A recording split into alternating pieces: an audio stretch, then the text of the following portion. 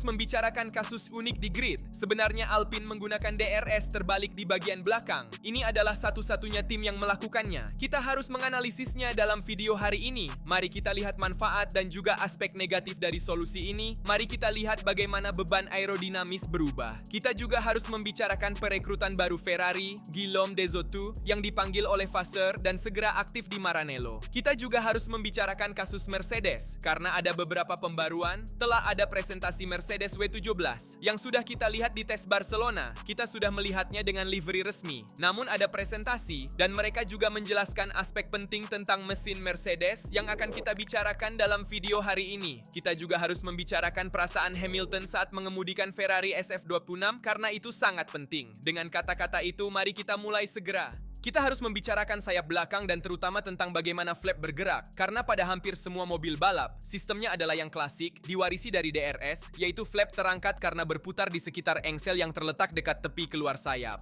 Ketika sistem diaktifkan, bagian akhir sayap naik, mengurangi hambatan maju. Namun, pada Alpine A526, logikanya sepenuhnya berbeda. Di sini garis engsel dekat dengan tepi serang dan bukan tepi keluar. Hasilnya hampir kontraintuitif. Sebenarnya ketika sistem berfungsi, flap tidak naik tetapi turun. Pada praktiknya, alih-alih berputar di sekitar elemen ketiga, seperti yang dilakukan semua yang lain, flap Alpine berputar di elemen kedua, menurunkan tepi belakang. Ini adalah sistem yang terbalik dibandingkan dengan standar dan bukan hanya sekadar keanehan mekanis. Mengubah titik rotasi berarti mengubah bagaimana profil aerodinamis sayap bervariasi, bagaimana beban didistribusikan, dan juga bagaimana aliran keluar berubah. Di tim lain, pembukaan meningkatkan jarak antara profil. Sementara di Alpine, kita melihat bahwa gerakan ke bawah cenderung menciptakan efek yang diinginkan, yang cenderung lebih mengurangi hambatan aerodinamis, sehingga meningkatkan kecepatan puncak Alpine. Dan ini adalah detail kecil yang tampaknya, tetapi menggambarkan dengan baik bagaimana setiap tim mencari cara berbeda untuk menginterpretasikan aerodinamika aktif tahun 2026. Jadi jika sistem ini memberikan keuntungan nyata di jalur lurus, karena Anda akan mendapatkan kecepatan puncak yang lebih tinggi dengan sayap yang sepenuhnya datar karena flap diturunkan, dan dengan demikian dapat memiliki hambatan aerodinamis yang lebih sedikit. Dalam kurva masih ada keraguan, apakah itu bisa efektif seperti sayap belakang tim lain? Atau apakah itu bisa memberikan aspek negatif yang harus mereka selesaikan di Alpine dengan memiliki engsel, jadi sistem DRS belakang yang berbeda. Tentu saja kita berbicara tentang sistem DRS meskipun ini adalah aerodinamika aktif yang mulai berfungsi dari tahun ini hingga 2026, baik pada sayap depan maupun sayap belakang. Sementara Ferrari, seperti yang kalian katakan kepada saya banyak sekali, telah mencoba aerodinamika aktif dalam mode tidak sinkron, yaitu pertama sayap depan, kemudian sayap belakang, untuk menyeimbangkan beban pada mobil, dan sistem aerodinamika aktif yang tidak sinkron, dalam arti katakanlah di tengah, akan digunakan dalam kondisi basah. Ketika ada kondisi basah, aerodinamika aktif tidak akan berfungsi secara sinkron antara sayap depan dan sayap belakang, tetapi akan berfungsi hanya pada sayap depan atau sayap belakang untuk mencoba meningkatkan keterkendalian mobil.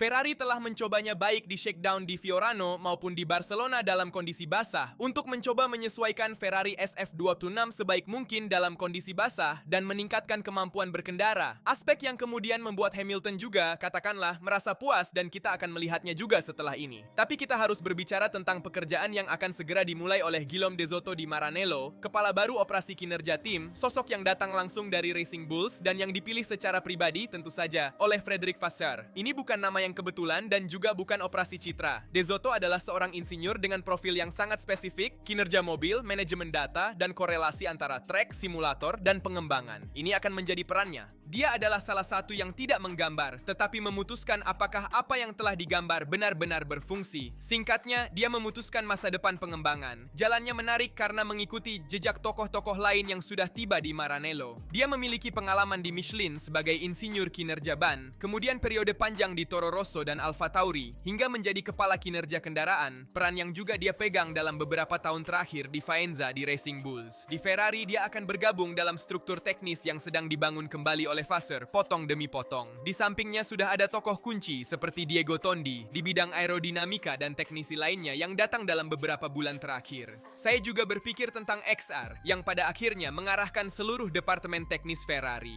Benang merahnya jelas, memperkuat area kinerja di Maranello yang mengubah potensi sebuah mobil menjadi hasil nyata di track. Dan ini adalah titik krusial, terutama menjelang 2026, karena dengan regulasi yang sepenuhnya baru, Bukan yang memiliki ide paling ekstrim yang menang, tetapi yang mampu memahami lebih awal daripada yang lain bagaimana mengintegrasikan aerodinamika, ban, pengaturan dan manajemen energi. Fakta bahwa De Soto segera beroperasi, jadi segera mulai bekerja, tanpa periode transisi yang panjang, sangat berarti. Ferrari tidak menunggu untuk melihat bagaimana awal musim berjalan. Mereka sedang membangun sekarang dasar-dasar keputusan yang akan diperlukan dalam pengembangan awal Ferrari SF26 yang seringkali mengarahkan seluruh siklus teknis. Singkatnya, ini bukan pengumuman klasik di halaman depan. Ini adalah salah satu gerakan diam-diam yang tidak membuat kebisingan hari ini, tetapi bisa sangat berpengaruh dalam 6 bulan. Ketika margin akan sangat minim dan setiap detail benar-benar akan dihitung. Dan karena semua orang terfokus pada tes di Barcelona, gerakan pasar ini, jika kita mau, telah menjadi perhatian kedua, tetapi sangat penting.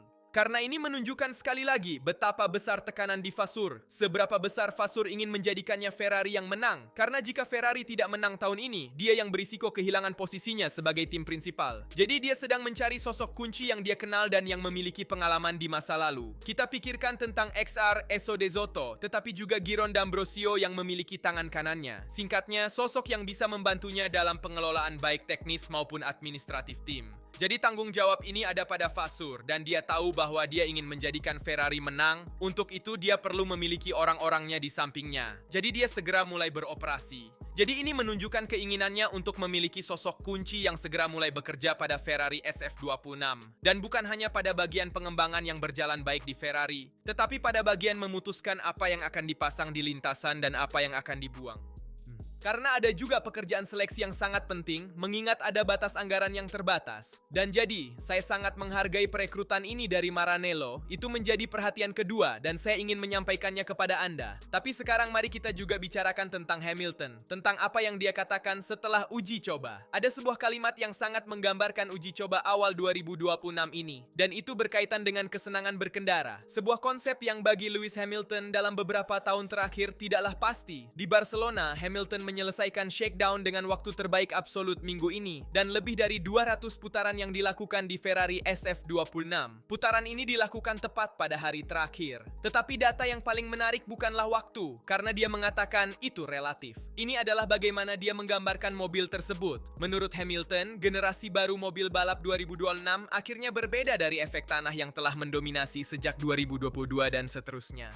Lebih sedikit beban aerodinamis, kurang kaku ekstrim, dan terutama perilaku yang lebih alami. Ferrari SF26 adalah mobil yang lebih mudah melawan understeer, lebih agresif, lebih hidup, kata Hamilton. Mobil ini lebih mudah yang memungkinkannya merasakan batas, bukan hanya menghadapinya. Kita sering ingat bahwa bahkan ketika dia di Mercedes, di era efek ground effect, perbandingan dengan Russell sangat jelas, karena Hamilton tidak merasakan bagian belakang meluncur. Dia tidak bisa menemukan batas itu. Tentu saja, pernyataan Hamilton ini tidak berarti bahwa Ferrari sudah siap.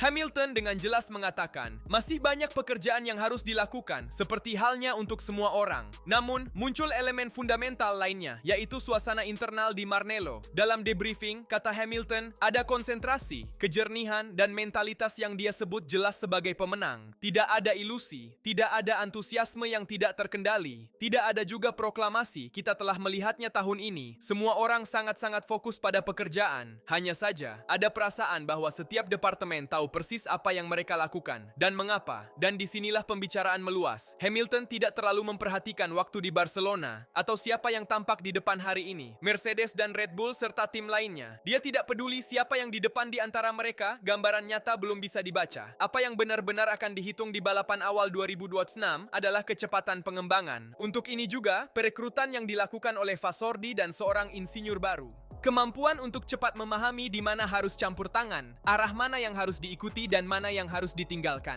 Dan terutama kualitas keputusan. Barcelona hanyalah awal. Ujian sebenarnya adalah Bahrain, dengan suhu yang lebih tinggi, bahan bakar sintetis baru, dan mobil balap yang lebih maju. Namun bagi Hamilton, setelah tahun-tahun yang rumit, satu hal sudah jelas. Mobil Formula 1 baru ini berbicara kembali dalam bahasanya. Dan ketika seorang pembalap seperti Hamilton menemukan kembali kesenangan dalam mengemudi, itu bukanlah detail yang sepele. Akhirnya Hamilton juga menemukan kembali kesenangan mengemudi dengan mobil-mobil yang memiliki efek tanah ini. Tentu saja dia tidak membahas performa performa Ferrari karena itu tidak dapat diinterpretasikan. Maksudnya kita tidak memiliki referensi dari lawan. Ini bukan hanya diucapkan oleh Hamilton, tetapi juga oleh Toto Wolff dalam presentasi Mercedes yang berlangsung hari ini. Tidak ada yang tahu referensi dari tim lain karena terlalu banyak variabel, mulai dari beban bahan bakar, pemetaan, dan sebagainya. Namun, satu hal penting yang bisa kita ambil dari tes di Barcelona adalah bahwa Hamilton merasa nyaman mengemudikan mobil tersebut, dan ini adalah sesuatu yang tidak terjadi sejak lama. Dengan mobil yang memiliki efek tanah, mereka mengatakan bahwa Hamilton tidak merasa baik saat mengemudikan. Dia juga mempertanyakan bakat mengemudinya meskipun dia adalah juara dunia 7 kali. Dan justru karena mobil-mobil tersebut sulit untuk dikemudikan sesuai dengan gaya mengemudinya. Jadi sekarang dia telah menemukan kembali kepercayaan diri dan kesenangan dalam mengemudikan Ferrari SF256. Dan ini sangat penting untuk memulai musim tidak hanya dengan baik, juga karena mobil-mobil ini sesuai dengan Hamilton. Tapi juga karena dia menemukan ketenangan batin yang sedikit hilang dalam beberapa tahun terakhir. Dan hal terpenting bagi Ferrari bukanlah waktu Hamilton yang dicatat dalam tes di Barcelona, tetapi adalah keandalan mesin Ferrari. Sebenarnya dalam 5 hari uji coba, Ferrari SF26 telah menempuh jarak seperti beberapa mobil lainnya, lebih dari 2000 km secara keseluruhan, lebih dari 400 putaran tanpa masalah yang berarti. Diterjemahkan lebih dari 6 Grand Prix yang disimulasikan sudah pada akhir Januari. Dan jika kita memperluas gambaran ke unit tenaga Ferrari, datanya menjadi semakin menarik. Mesin 0676 yang juga digunakan oleh Haas dan Cadillac telah melewati 800 putaran secara keseluruhan. Angka-angka yang dalam fase awal peraturan yang sepenuhnya baru ini lebih berarti daripada peringkat waktu manapun. Dan ini bukan hanya diucapkan oleh Ferrari karena juga di Mercedes, James Allison, direktur teknik di Mercedes, mengatakan hal yang sama. Ya, kami telah melihat sedikit mobil yang mengalami masalah keandalan. Jadi perang yang sebenarnya di awal musim tidak akan banyak tentang keandalan dan mesin mana yang akan bertahan lebih banyak kilometer, tetapi mesin mana yang akan lebih kompetitif, mesin mana yang akan lebih berkinerja. Jadi perang yang sebenarnya akan sudah pada pengembangan mesin juga.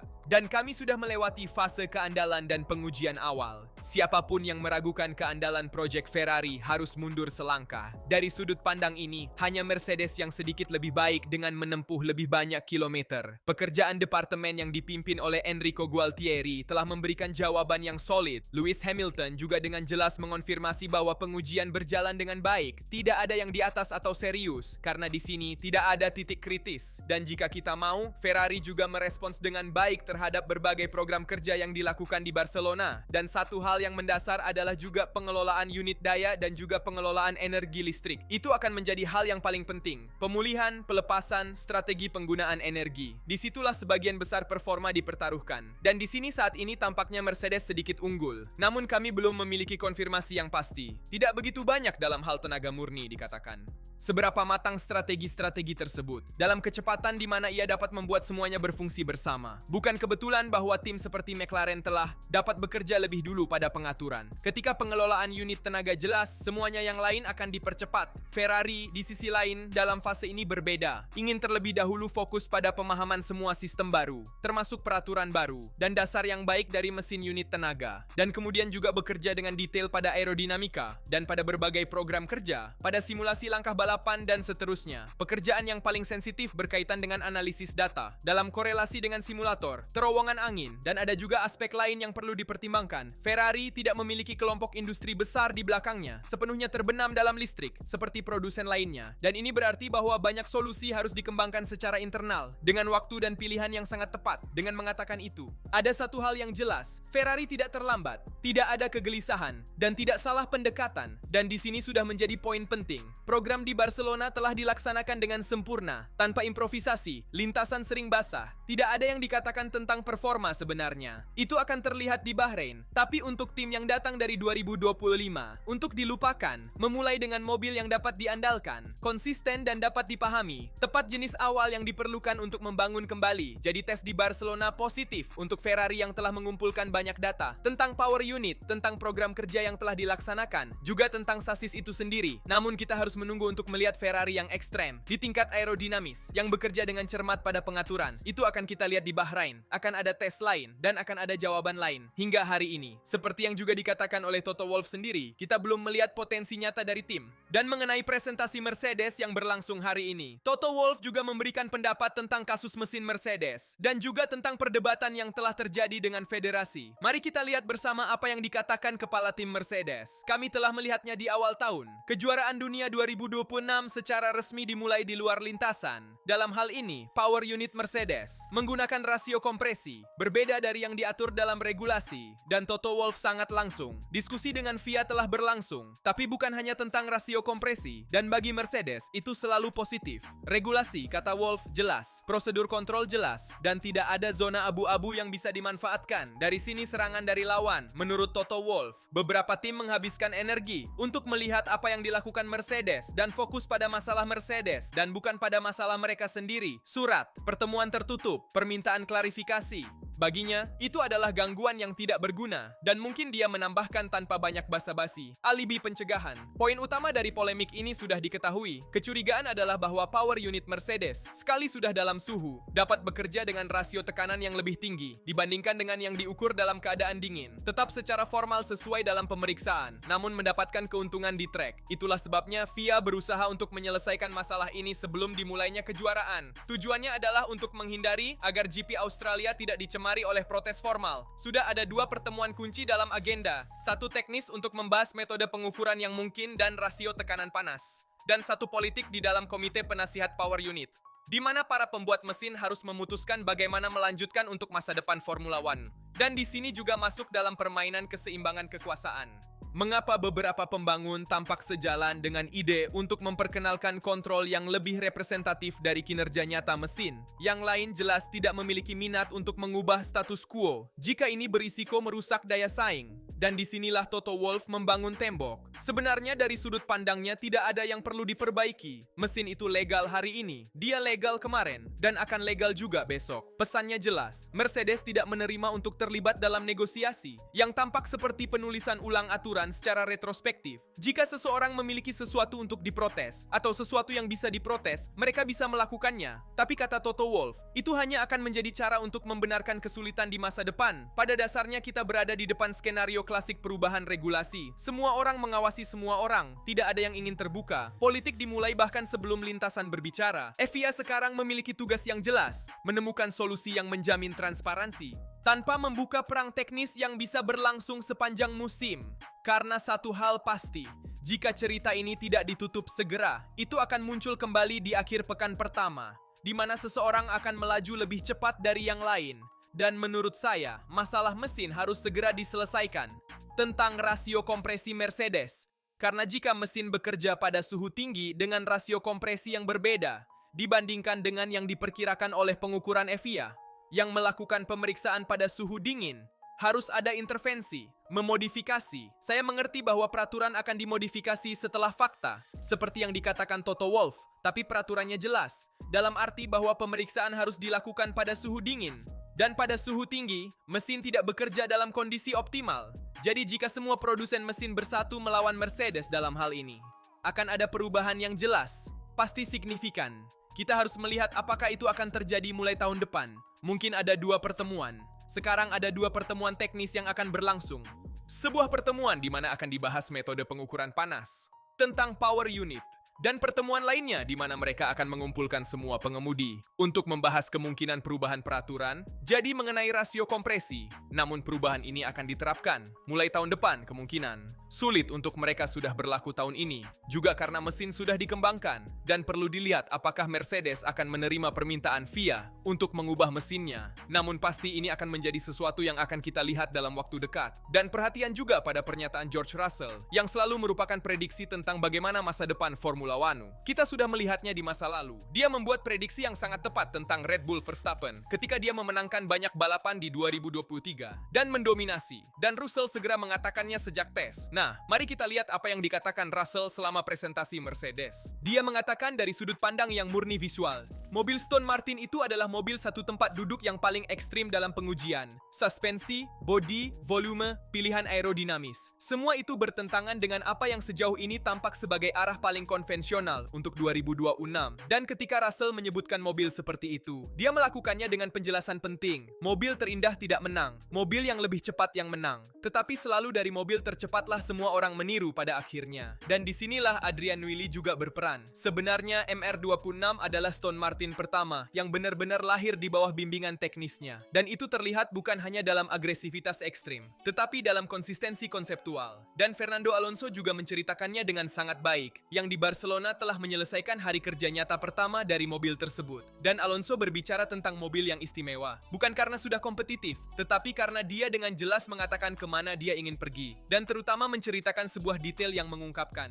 Di garasi semua orang melihat Adrian Newey, bukan karena penghormatan, tapi karena setiap kali dia memiliki sesuatu untuk diajarkan. Ini membawa kita ke titik kunci, bagian depan. Sebenarnya, regulasi 2026 secara radikal mengubah cara mobil di Formula 1 menghasilkan downforce. Efek ground effect tidak lagi menjadi pusat, tapi dihilangkan. Dan karena itu, bagian bawah menjadi lebih sensitif terhadap variasi pengaturan, karena mempengaruhi bagaimana aerodinamika dikembangkan di bagian atas mobil, terutama saat pengereman dan saat masuk. Downforce tidak lagi kontinu seperti di era 2022 dan 2025 di era ground effect. Dan karena itu, bagian depan tidak bisa lagi hanya bertahan di mobil. Dalam siklus sebelumnya, sayap depan sering menjadi alat korektif. Itu digunakan untuk mengimbangi ketidakstabilan bagian bawah, untuk menyembunyikan masalah platform, untuk menjaga keseimbangan sestatis mungkin. Pada 2026, pendekatan ini tidak lagi berfungsi, sayap depan secara visual lebih sederhana, dengan lebih sedikit profil, dan berusaha meningkatkan efek outwash. Mereka tidak lebih canggih tetapi lebih sempit dan memiliki fungsi lain. Mereka tidak harus menghasilkan beban tetapi harus mengontrol aliran ke area belakang dan mengikutinya sampai ke suspensi belakang dan diffuser. Dan disinilah Aston Martin milik Adrian Newey menjadi menarik karena bagian depan tidak terlalu ekstrem, tidak mencari puncak performa dan beban aerodinamis, bekerja dengan bersih, terpusat, konsisten dalam mengarahkan udara ke belakang. Dan dengan demikian mengoptimalkan platform mekanis dengan aerodinamika itu. Saya akhiri dengan mengatakan bahwa Christian Horner menyatakan bahwa dia berharap untuk kembali ke Formula One. Dia ingin kembali dengan proyek yang menang. Jadi dia ingin kembali. Tujuannya adalah untuk kembali ke Formula One secepat mungkin. Namun dia ingin menunggu untuk melakukannya dengan proyek yang memungkinkannya untuk menang di kategori tertinggi. Jadi kita akan lihat. Beritahu saya di komentar pendapat Anda tentang DRS terbalik dari Alpine. Sula Ferrari yang menggunakan dinamika aktif, kita katakan di tengah, dalam kondisi basah, tentang kesan Lewis Hamilton, pengambilan baru di rumah Ferrari di Maranello, dan juga kasus Mercedes dan kesan Russell. Saya penasaran untuk hari ini menjawab semua komentar kalian. Seperti biasa, saya ingatkan untuk meninggalkan like, untuk berlangganan, mengaktifkan notifikasi agar tidak ketinggalan video bertema Formula One dan bertema Ferrari. Di sini dari ini sudah semuanya. Sampai jumpa di video selanjutnya.